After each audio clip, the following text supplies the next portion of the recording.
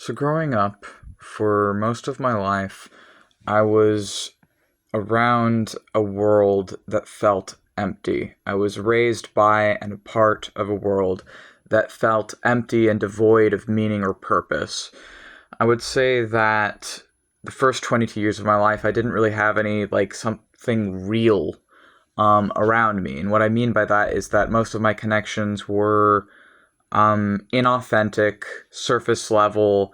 I don't want to say necessarily like surface level might not be the right word for it, but just essentially fake. Like there was always something fake about it, something just not honest. There was something not honest, something very like devoid of substance in most of the connections that I had. And a lot of this is that unfortunately I was raised by an abusive father, and I was raised in a family dynamic that was completely revolving around that abusive parent, where everything in the family dynamic was built to maintain his authority and his image and his status. And if it didn't benefit any of those things, then it didn't matter. And I didn't benefit any of those things. I didn't benefit his authority. I didn't benefit his status. I didn't benefit his image. So I was worthless. I was taught that I was worthless, that my life had no meaning, my happiness held no meaning, I held no meaning, that I existed solely to be an instrument of his will and nothing else. And if I couldn't conform to that, then I was worthless.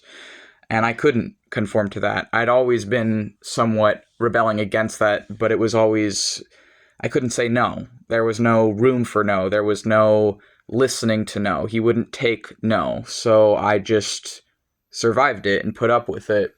Eventually, I stopped putting up with it. And the same day that I stopped putting up with it, I was disowned. I was disowned carelessly and callously through a text on Google Hangouts, which really further cemented that I meant absolutely nothing at all. Nothing to my family of origin. But specifically, I meant nothing to my father. My life held no meaning, no value, no depth. There was nothing. Perhaps, no. Anyways, I don't want to.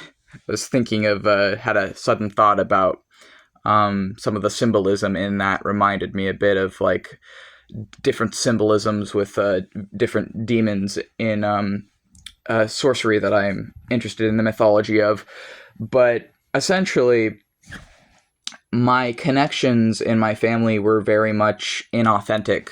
And I, of course, I don't feel animosity or ire or hatred towards anyone but my father for that.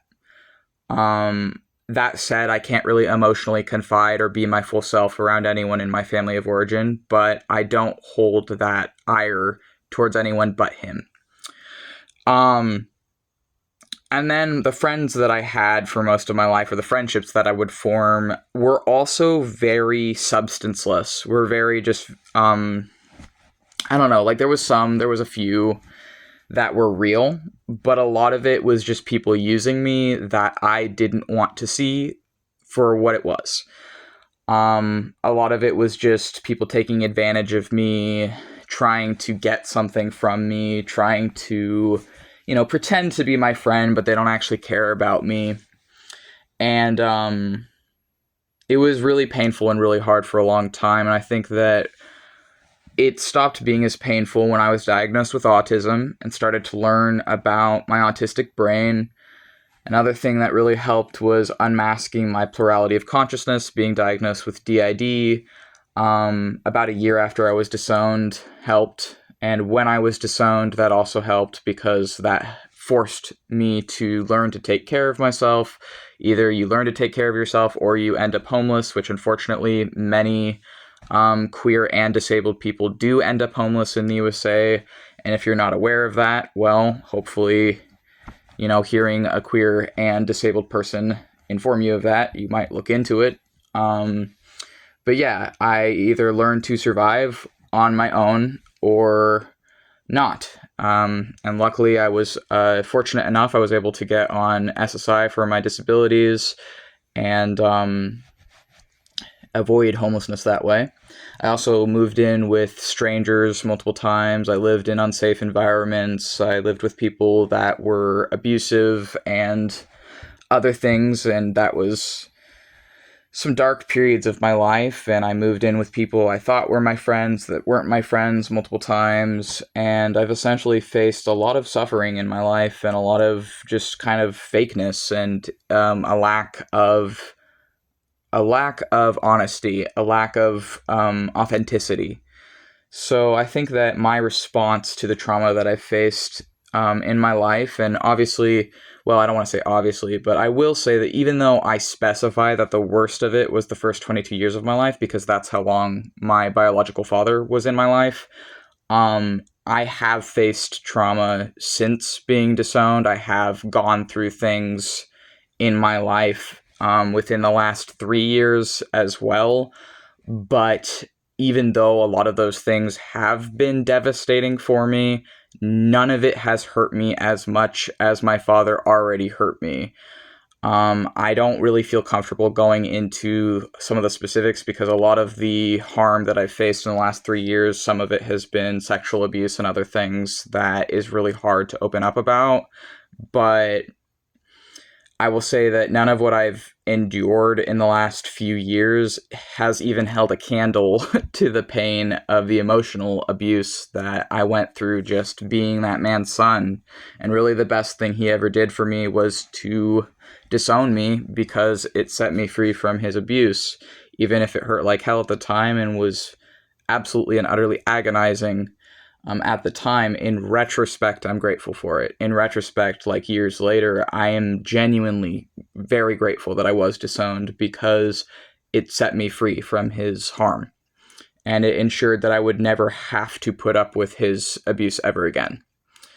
I would say that the thing that has really helped me to find authentic connections and to be more real and authentic in my own life has been accepting myself as who I am, and accepting that I am transgender, accepting that I am queer, accepting that I am disabled in multiple ways, and really just not hiding these things and not denying these things and just accepting them has really helped me to be more authentic in my own life and to meet more authentic people in my own life. And I'd say that despite the fakeness and the emptiness that I've endured, I try to be a real person and I try to be an authentic person despite those things. And the harm that I've faced in my life, I try and use it to teach myself to not be like those people and to be nothing like them. And I think that people's cruelty towards me for most of my life, or for all of my life really, has taught me to be nothing like those people, and has taught me that I will always be opposed to those people, and that I, going forward, am not going to submit to them how I felt forced to in my past, when I felt like I was at their mercy or at their behest, or like a, I don't know, instrument or tool of their will. Now that I don't feel that way, I will never stop rejecting or fighting against cruelty. And for those that have met me with cruelty, they mean nothing to me. They are not people that I would want to give my energy to, or that I would want to put my energy towards. And unfortunately, making connections, you can often think that someone is an honest person, or that someone is a real person, or that someone is going to be there for you, and then find that that is not the case. And it is always very, very painful to realize that someone you thought was your friend doesn't actually give a crap about you. And I think that that has been one of the most painful things in my life, is just realizing how many people truly, genuinely did not give a shit about me, did not give a shit about my life. How many people's care was just entirely contingent on obeying a bigoted, fucked up system that criminalizes, harms, and tortures many different demographics. And how many people's empathy is an act, is not empathy. How many people say that something is love when really it's manipulation, and will just fake stuff. And I think that I'm looking for things that are real. I'm looking for connections that are real. And it's hard living in a country that is essentially the bully and genocidal maniacs of so many different countries, knowing that the USA is harming so many different people, is killing so many different people, and knowing that the harm that it's causing its own people in different demographics here and the harm that it's causing in other places is just like, seems like so many people are just complicit with it. And even people that aren't complicit with it, they just take this very nihilistic, like, oh, well, it's hopeless and we can't do anything about it. But I honestly, truly, genuinely believe that you can do something about it. You can choose to live authentically. You can choose to live in a way that is freeing to yourself. You can choose to, even if you can't change these systems, not obey them. You can choose to disobey a corrupt, abusive system, or a corrupt and abusive parent, or a corrupt and abusive country, or a corrupt and abusive whatever it is. You don't have to submit to it. And in choosing individually not to submit to it, that is freeing people, because the more people do that, the better the world's going to be, the better off the world will be. So instead of taking this nihilistic, like everything is hopeless, nothing matters, like it does matter. It does matter. You matter, and your choices matter because they have an impact, even if it's just in your own sphere of influence. Choosing to live authentically and truthfully, choosing to be honest, choosing to be kind despite the cruelty you face, choosing to not be like the people who put you down, and to fight against their apathy and cruelty, and choosing to be honest about what you went through and to share your story, it is the change. Because the more people do that, the less people are going to be listening to the predator class that is controlling this world right now.